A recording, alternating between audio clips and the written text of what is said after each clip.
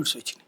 అందులో భాగంగా రాధా మడ్రా, గాంధీ మడ్రా, తర్వాత రంగా మడ్రా, ఇక ఆ తర్వాత రాజకీయాలు వచ్చినాయి. రాజకీయాల్లోకి నెహ్రూ రాజకీయం, అంతకుముందు వంగవీటి రాధా కానీ అంతకుముందు దేవినేని గాంధీ కానీ రాజకీయాలు కాదు. ఆ తర్వాత రోజుల్లోనే నెహ్రూ రంగా విడిపోయిన టైంలో నెహ్రూ మొట్టమొదటి తెలుగుదేశంలో చేరి అక్కడ గ్రిప్లో వచ్చేటప్పటికి అప్పుడు రంగాని కాంగ్రెస్ పిలిచింది. అప్పుడు రంగాన్ని మళ్ళీ అంగీకరించినోడు శిరీష్ రాజు.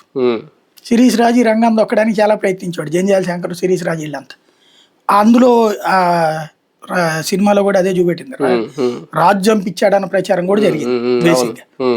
బట్ అప్పుడు జరిగినటువంటి చాలా సీన్ చూసాం. వీటిట్లో అన్నిట్లో ఏంటంటే మొండిగా నిలబడి పంతం నెగ్గించుకున్నది రత్నకుమారి. రంగా అసలు అద్భుతమైన యువకర్త. అతను స్కెచ్ చేస్తే ఎక్కడా లేదు. ఇంకోటి రంగాకి ఆ రోజుల్లో ఉన్న గ్రిప్పు డిఫరెంట్, ఇవాళ అట్లా ఉండకపోవచ్చేమో. అయితే వీళ్ళని వాళ్ళని కంపేర్ చేయడానికి వీల్లేదు. ఏది మెగా ఫ్యామిలీ అటుకి. కానీ ఫుల్ ప్లేజ్డ్ గా వస్తే రాధా గారు రాజకీయాలకి ఇంకా ఫుల్ స్టాప్ పడుతుందా? అట్లే ఉంది, ఎవరిది వాళ్ళదే. ఈ అమ్మాయికి సీటు అంటే నేను చెప్పాను కదా, రిజర్వేషన్ కారణంగా సీట్లు పెరుగుతాయి. అప్పుడు రాధాకి ఇవ్వచ్చు, ఈ అమ్మాయికి ఇవ్వచ్చు. లేదు ఈ లోపల ఎమ్మెల్సీ ఇస్తే మళ్ళీ ఒక 6 ఏళ్ళు ఆయన